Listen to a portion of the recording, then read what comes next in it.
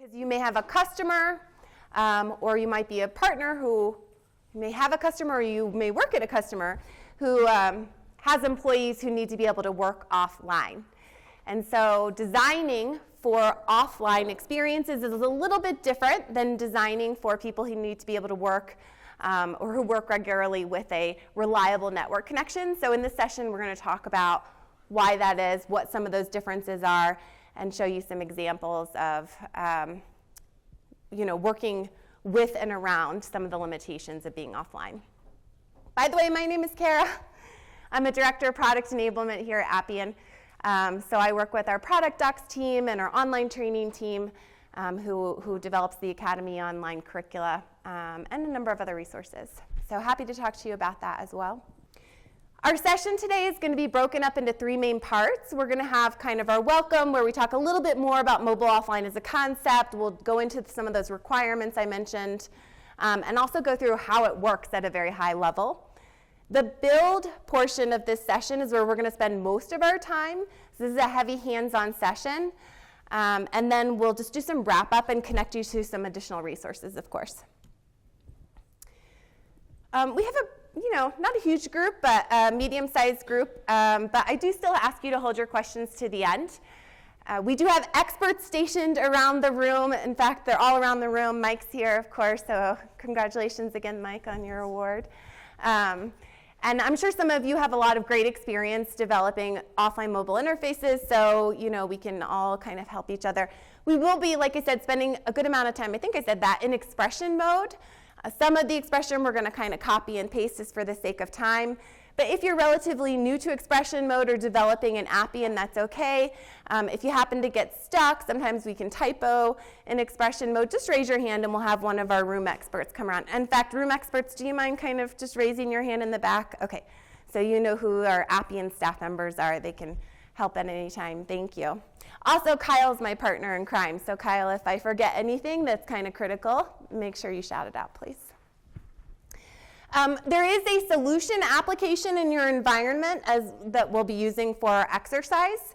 And the environment and those applications are going to be available to you through Friday. So if you want to go back to your room or just kind of reinforce what we did today, you're welcome to.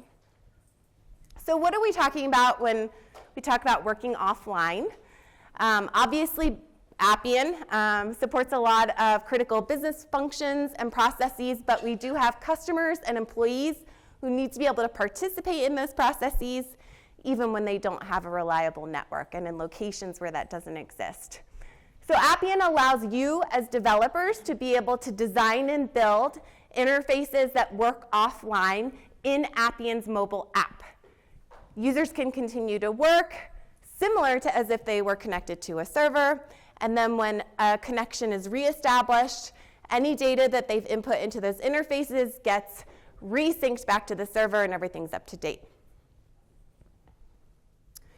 Couple high-level use cases.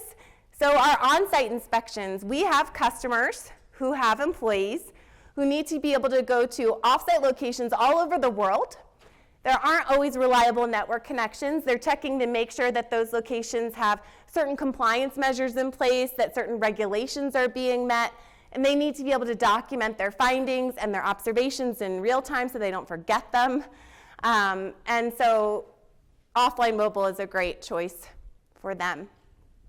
Also, trucking and transport. So these employees are actually mobile, right? And they need to be able to document drive time, rest time. They need to be able to do inventory of their equipment.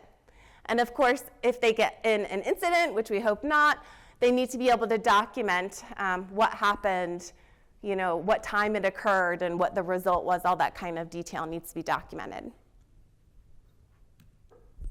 So how does this work? Once again, it's in the mobile app that our employees are working. And when they are online, they kind of need to have an idea that they might be going to a location that might not have a reliable network. And in that instance, so before they travel, before they're mobile or they're off-site, they need to sync their data, anything that they might need, and offline forms, anything they need to do their work in that environment. There are a number of ways, actually, that data can sync to a local device before an employee goes offline. But the preferred method is that the employee in their mobile app goes to their menu and syncs their data. This is the most reliable way of making sure they have what they need when they go offline. Now, once that sync occurs, what happens is any data that is configured to be cached onto the mobile device, along with those forms, is going to sync to the local mobile device. And then the user happens to go offline, they're traveling, they're mobile, and they can input data into the interface, similar to the way they would if they were connected to a network. It's stale, so based on the data that they input, those interfaces are going to continue to kind of reevaluate from the user's data. Any new data that they pass in is going to be stored on the local device temporarily, and then when they regain a connection, all that data gets passed back to the server, any actions get replayed, and we're up to date again, and the process repeats. Now, as I mentioned before, there are a few requirements for you to consider, and these aren't actually every single requirement. These are top-level requirements, and we'll talk about just a couple more given a specific use case when we get into our exercises. But as a high level across use cases, first of all, in order for this to work, the interfaces that our employees are using must be process-backed tasks and actions, which means they're either start forms configured as a site action, or they are user input tasks in a process model. Very important. The other requirement of designing offline forms is that the environment that you're working in, that the employee is working in, or user, is configured to work offline. And we're talking about at like an administrator level. So in the admin console, for example, that needs to be enabled. And in addition, every single interface that you need those users to work in offline also has to be configured to work offline. So we'll talk about that and show you how to do that during our exercise. And then lastly, when you're designing an interface, not all components are compatible in an offline environment. Some require a connection to the server. So you have to pick components that are going to work offline. And of course, we have a full list in our documentation, but we'll go through a couple examples today. Now here's our scenario for our exercise. NextGen is a distribution company that runs order fulfillment centers. They use Appian to automate their submission workflows across teams.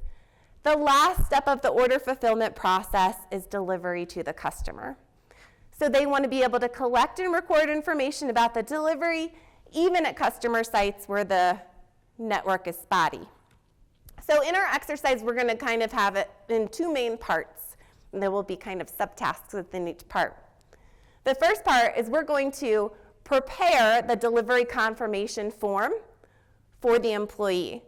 And then we are also going to configure a mobile task list so that that person can kind of see all the deliveries they need to make in a day. All right, so at this point, I'm going to ask you to switch over to your environment. Hopefully everybody's logged in. I think we had a few minutes, but let me give you the URL in case you're not. Oops, comments. Here we go, so I'll give everyone a minute. So it's devcon25.appian.community and then your Appian community credentials.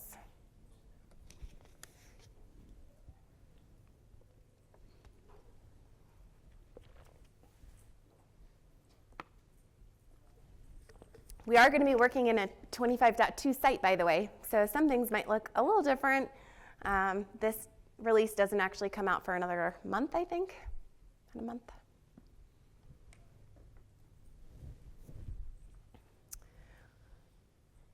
All right, I hope everyone's had time to log in. So I'm going to switch over. Once you log in, you should see this. It's very important that actually you might see a little something different. You should see a Get My Workspace button. Please make sure you click that. That's required. So once you click Get My Workspace, then you'll see this screen, Take Me to Designer, and you can click that.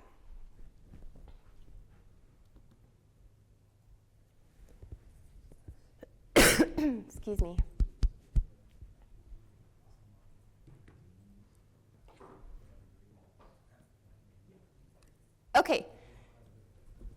So once we're in Designer, we have an application in here called Hands-On Workshops. This application, if it's new to you, is going to contain all the objects for our hands-on sessions. So you might see it again if you attend any other sessions today or tomorrow. Tomorrow, I guess. So go ahead and click on Hands-On Workshop. I'm still in Explore view, actually. So if you would please toggle down to the Build view, I think that'll make it easier for us to find specific objects that we're looking for.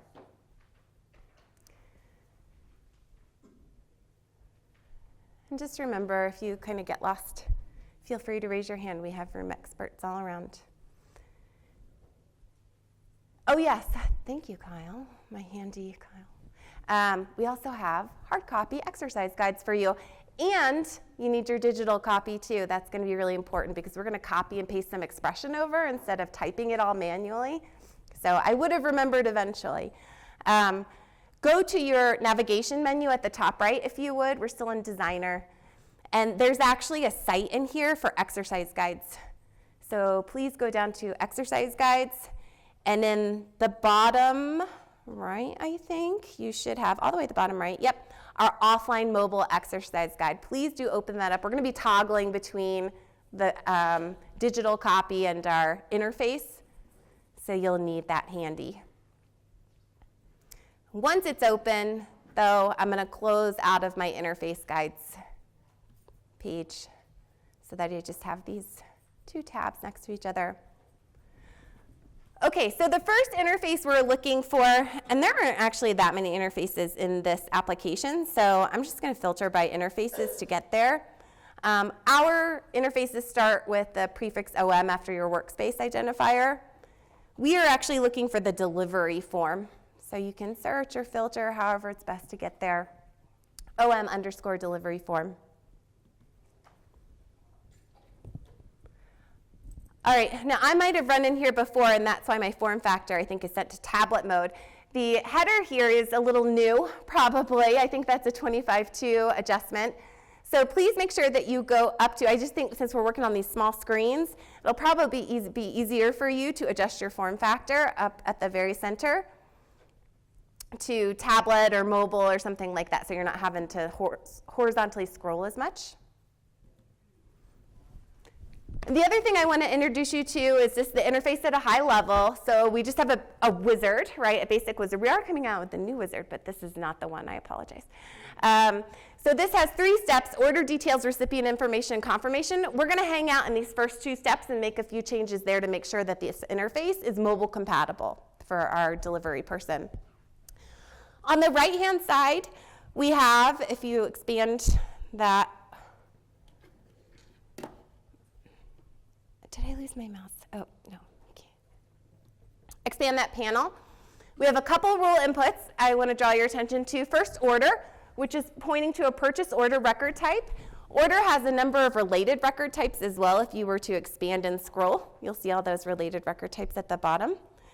And then below order, we also have a delivery rule input, and that's where we're going to capture some new data from our employee.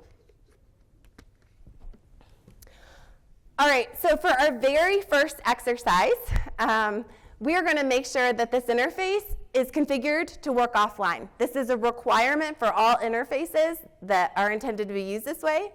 So very simple, you could probably guess it. Go up to Settings on the interface, and then select Properties. You must check the box to make available offline. Excuse me. When the user syncs their data in their app, this checkbox is what's going to tell the app to download any data that's being referenced in it. So it's very important. And then click OK to save, and you might save your interface as well.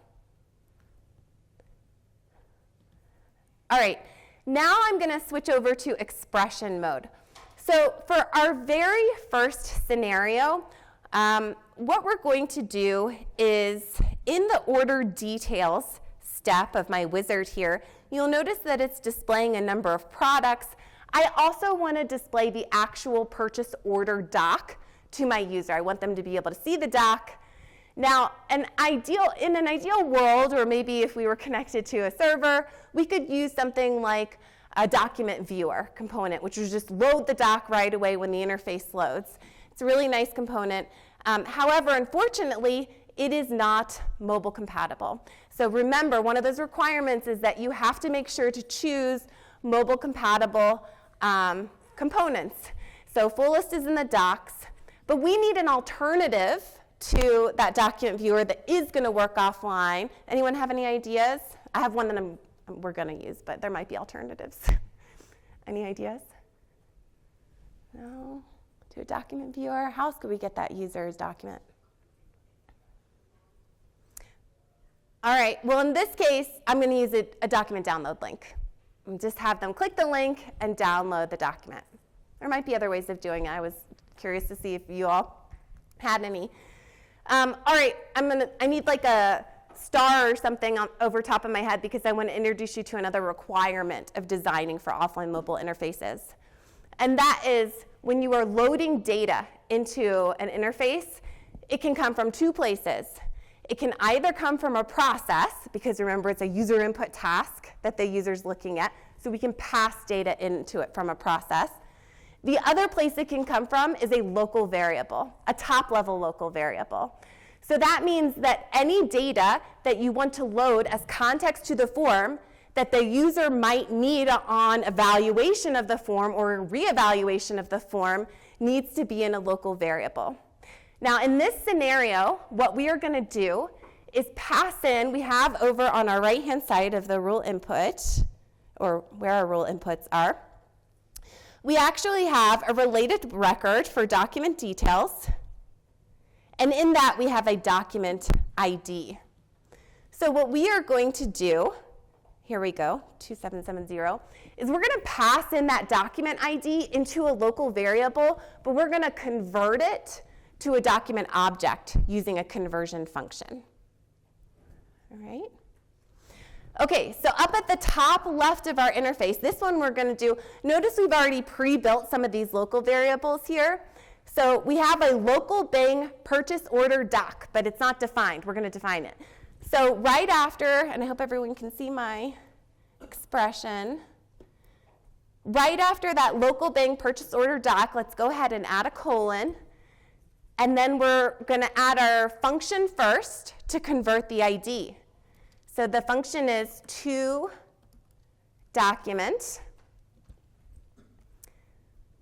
All right. And then we need to call our document ID. So to do that, first we need to reference our rule input, RI Bing order.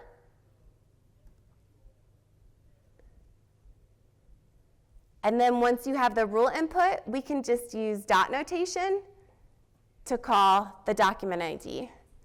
So dot, we do need the document detail, related record, tab, I'm using tab, dot document ID. Let me expand this just so everybody can see it clearly. Okay, so your expression should look like that. Now that we've stored this in a local variable, remember when the user syncs on their mobile device, that document's going to be stored locally on their mobile device. All right, so the last thing that we need, we have the local variable, we have the data we need, but now we need the download link. So for this one, we're not going to type it from scratch. We're just going to go grab the expression and then copy and paste it over. So if you would please, go back to your exercise guide, and I think we're headed to, let me verify before I say it out loud. Does someone know already? Is it?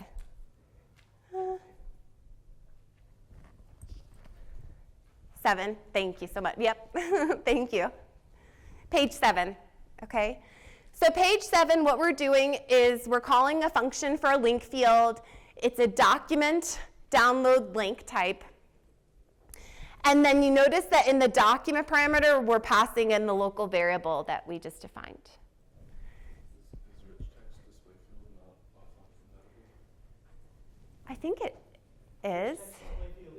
Yeah. Yes, but we're just using that as like a placeholder. I don't use rich text display field for document download things. I just use it. I Oh, you So don't. use a rich text display field Oh, and then see? parameterized rich text items. That's a good Because idea. you can use parameters to turn on or off the link as needed. Great. In link field, you can't do that. Thank you for sharing. For this, it was fun. That's why. That's why you, yes, got the award, Mike.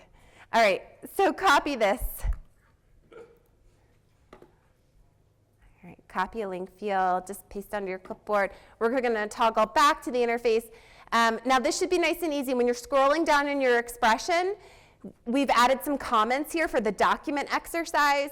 So where you see a rich text display field, you can highlight, don't grab the comments, just the rich text display field. We're going to delete that expression and then paste in the new link field. And then you now should have a download link for purchase order, which you can click. You meant to hit test before it works. Thank you, Kyle. Okay. All right, I'm going to keep going because I'm going to make sure that we have time to cover everything. So our next exercise is going to be in step 2 of the wizard. So if you would, click next on your wizard to go to that next step. So you can kind of see our setup here. So what I want the user to be able to do is select the point of contact that they're making the delivery to. So we need to display a list of contacts, basically, and not just a huge list of contacts. I want to display just the list of contacts for a particular customer.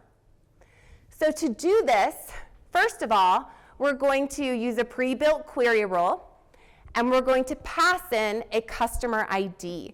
So if you go over and look at our rule input on the right, you'll notice that in the order rule input, there's a customer ID field here. We're going to reference that ID, pass it into a query rule, and that will return the list of contacts I want. The next part of this situation is that we want to display those contacts. Now, if we were in a regular, old, predictable environment that had a network, we might use something like a record picker field, where you could start typing, and as you start typing, it narrows down the list of options. I really like that experience. However, it requires a connection to the server. Every time you type, it's calling to the server. So instead, can anyone think of an alternative to a record picker field? A drop-down, yeah. Yeah, it's not as nice, it's not as elegant, I think, for this particular requirement, but it certainly works. So we're going to take that data that comes from our query that's stored in a local variable, and we're going to use it to configure our drop-down menu. All right, so we're going to go back up to the top of this interface. We already have the local bang contacts for customer. So that's the local variable we're going to use. I'm going to make this a little more readable, and then we'll define this variable first with a query rule, rule bang, and this one is OF get, I believe it's contacts for customer at the very top. Rule bang OF underscore get contacts for customer. Once you have that query rule, you'll notice that there's some documentation down here. It's expecting a customer ID. So now we just need to go get that customer ID from the rule input. So I'm going to call the rule input RI bang order, and then use dot notation to grab the customer ID field.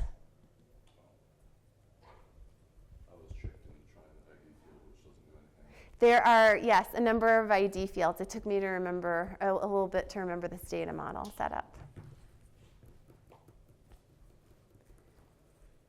Okay, and I'll just remind everyone, if you do get lost, please raise your hand. So when the user syncs their device, this form is going to call the query rule, evaluate it, and cache this customer list, contact list. So the main idea is that local variables Yes, and configured to work offline. Yes. Right, yeah. Okay. So the last part of this exercise, we're going to go back to our exercise guide, and we're going to copy that drop-down menu, just for the sake of, we still have to make some changes, so we're not completely out of the woods. But for this one, you're going to go down to, unless anybody beats me there, page 9. So just take a look at that expression first. We're going to configure a drop-down field. I do want to call out, we have some extra quotes here. We need to get rid of the quotes. And then notice that our choice values and choice labels are defined with that local variable that we just created. But the local variable is returning a record type, and we just want a specific field. So we're going to use dot notation to get one field of data as opposed to a list of data. And then we're going to save that ID for choice values into a separate rule input for delivery. So we're going to choose RI delivery as the target where we're going to save whatever the user selects as their choice value. Okay, so copy this drop-down field if you would.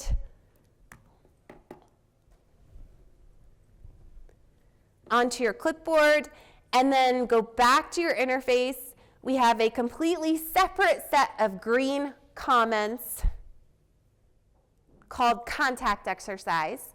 And underneath the contact exercise, you'll notice once again we have a placeholder here for rich text display field. Be careful not to get rid of your contact card reference here, and instead just delete the rich text display field. And then paste in your drop-down field. It's okay if you get an ugly red error. We'll fix it.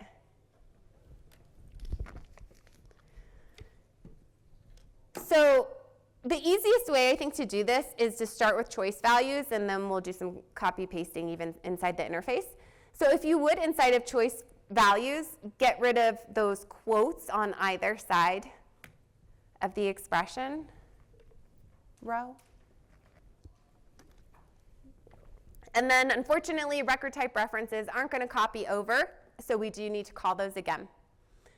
So inside of the brackets, I'm going to highlight ofcontact.id, and we're just going to reference that record type. So contact.id.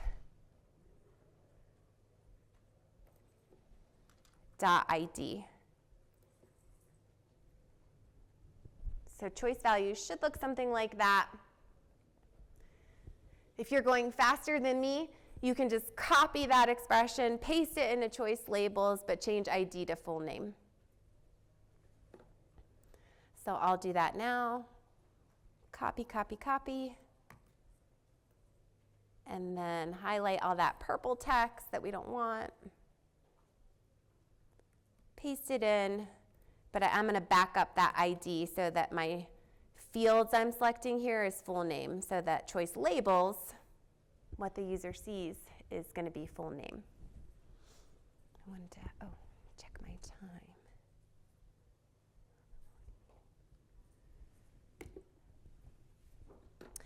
All right, and then for value, notice value and save into are the same, so we only have to do this once, right?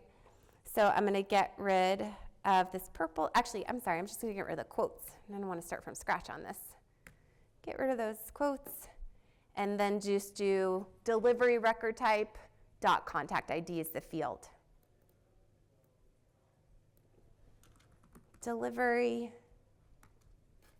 dot contact ID. And if you don't want to have to type that out twice, you can copy and paste Exactly. inside the records Yes. or the whole path. Just the whole thing. Just the whole thing, because we have those. The system I maintain is still CDT based, so Oh, I know that's a legacy. I think we still have some CDT content around. pretty sure a lot of the Appian service portal is still CDT based. We're getting there. We're getting there. Way to call us out. Okay, so I have one other exercise in this interface for you to complete. Oh, well, by the way, we got to test it, right? Testing, well, we're going to try to test it. We can't really fully test in this environment, right, for a couple different reasons. First of all, we're connected to a network, so that's a problem.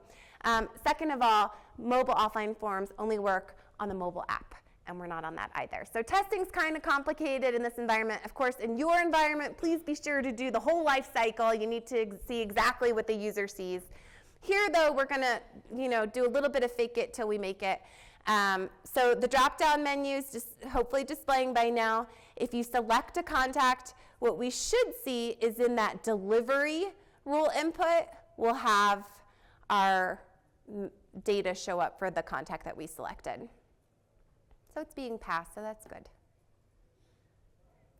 Now you'll notice when you do select a contact, this is a contact card that shows up. It's actually a child interface, so I'm going to like ding, ding, ding, have my asterisk or light bulb over my head because I want to call attention to a expanded requirement. Not completely new, but expanded. Earlier I mentioned that all interfaces that are going to be used offline have to be configured for mobile offline. We did it in properties. This applies to any child interfaces. So anything that you're referencing, any interfaces you're referencing inside this parent, they also have to be configured to work offline. So if I were to, it's the easiest way to open up this interface. If I were to ask you all to go ahead and do that, I'll give you a few minutes, find the interface, and configure it to work offline. And I'm going to do it right behind you. So you could go back to your object list. You could search for that contact card and open up the interface. Another way to do it is just control-click on the interface reference, the rule reference, and it will open up your child interface here. And then go up to Settings, Properties, check the box to make available offline. Really reinforcing this because we do actually get a number of support requests where it's not working the way we expect, but it's because it's referencing a child interface that wasn't configured to work offline. So be careful with that one. All right, and save. Make sure you save your interface. Is there any dependency checker set up that gives you warning if you have an interface set up to offline, but there are dependencies that aren't?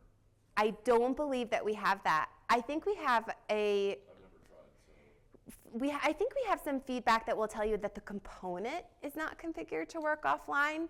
So if you do pick a component and you have that checkbox selected, you should get some feedback from the interface saying this is not going to work. But I don't think that if you forget the interface, it's going to remind you. Thank you for confirming. Okay, so I'm going to close that. All right, part 2. Let me do a quick time check. We have until 12. Okay, so we'll kind of go through this a little quickly. I'm going to save my interfaces, and I'm going to close my interfaces and go back to my object list here. We're looking for one more interface this time. Instead of delivery form, if you would, please find OM_offline task list. OM_offline task list. So this is a task report. It's fairly simple, right? What we're looking at is all open tasks, data about the tasks configured across a grid. If you're connected to a server, the way this works is simple. You open a task, you complete it, the grid automatically updates to remove that task. In an offline environment, though, a couple additional configurations are required. First, we need to configure the interface to identify what tasks have been completed. And we actually have a function that's going to do this for you automatically. So the function will automatically capture any tasks that have been completed, task IDs, I should say. But we still need to add that function to the interface if we're going to work offline.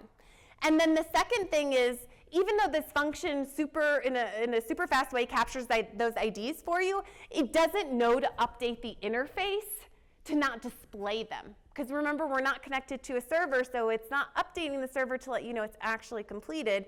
It's storing those completed IDs on the local device till we reconnect. So then we need to configure the interface to not display anything that has been completed so that the user only sees active tasks. So, by the way, I'm going to skip the part where we configure this interface to be offline mobile, but you, of course, need to do that. So head over to expression mode. By the way, patterns, there are two different patterns in the documentation. One is for the current task report that you're seeing, which is configured to work when you're connected to a network. We have a separate pattern that's already configured for working offline. So both of these already exist. You don't need to build them from the ground up ever, but I just wanted to go through this and explain how it's working. So out of the box, what we have at the top is a local variable. This local variable is going to grab the task data. It's using a function, Appian Query Process Analytics. It points to a task report, or excuse me, a process report. The process report is stored in a constant. And then we have paging info defined for the query. Once you have the data in this variable, local bank task report data, the next local variables are just being used to refine the data and how it displays in the grid. So data with task links is using a looping function, and it is applying a process task link to each task in the list. And that's what you see over here. This allows the user to click on the task and then submit it. The last kind of refinement of data we need now that we have local bank data with task links is to make sure the assigned column displays the way that we want it to. So we can format the data there as well. So the last variable, local bank data with assignees, also uses a looping function. It looks in the assigned column, and if there's a user there, then it will apply this nice, pretty user name formatting rule. If there's no user, then it's going to look for a group and display the group, or it does nothing. Okay, so that's out of the box, and then below here you got a grid field. So then we take all that data and we just make it look pretty across columns. So we are going to first add the variable that's going to capture completed task IDs. So go back to your exercise guide, please. And I think we're going down to, excuse me, I should turn this off when I do that. Okay, here we are, page 14. So in page 14 of your exercise guide, we have local bank submitted tasks is the variable we're defining. Here's that function I mentioned earlier. This is an out-of-the-box function, abang submitted offline task IDs. It requires no additional configuration. It will automatically retrieve any IDs of tasks that have been completed. So let's grab this, copy it to our clipboard, go back to our interface, and then right after our local bank data with assignees, I'm going to paste in submitted tasks. But remember, the actual grid, the interface, doesn't know to remove those yet. So we need to connect those IDs to the interface. So to do that, we have one other, or the next local variable. The next local variable we're going to use to look at the active tasks and then remove completed task IDs. So go back to your exercise guide. This is the local bang open task IDs. And it's just using a difference function to remove completed task IDs from the full list. Notice that it is converting that task report data to an integer. So we're just looking at IDs, in other words. All right, I'm going to copy this, go over to my interface and paste it. All right, last local variable. Now that we have just active task IDs, there's one other requirement, which is that we need all the data for the task, not just the task IDs. So what we're going to do is take the open task IDs and use it to retrieve all the information about each task. So last local variable, I know this is a lot, but remember, you don't have to do this from scratch. We're just going through it to kind of understand how the expression is put together. So on page 15, copy local bank data with submitted tasks. Notice that it's using our local bank data with assignees, and it's looking up all the data that we want about those tasks using the open task IDs. So wherever that ID is contained, retrieve all the task data. All right, copy that and paste it into your expression. Okay, the very last thing we need to do is connect the local bank data without submitted tasks to our grid to make sure that it updates. And that's pretty simple. If you go down to the grid field down here, it asks where the data is coming from to populate the grid. And instead of pointing to the local bank data with assignees, which would work online, we're going to delete that and replace it with local bank data without submitted tasks.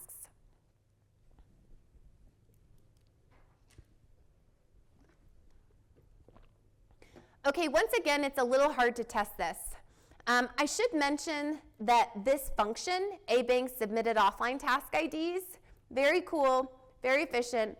When you are online, it will return an empty list. So it doesn't work online, right? It just returns you nothing. So what we need to do to test, or fake test kind of, I mean, I guess it's a real test, but, is go grab a task ID and we're going to replace that function with a task ID. So instead of looking at an empty list, we will pretend that a task has been submitted.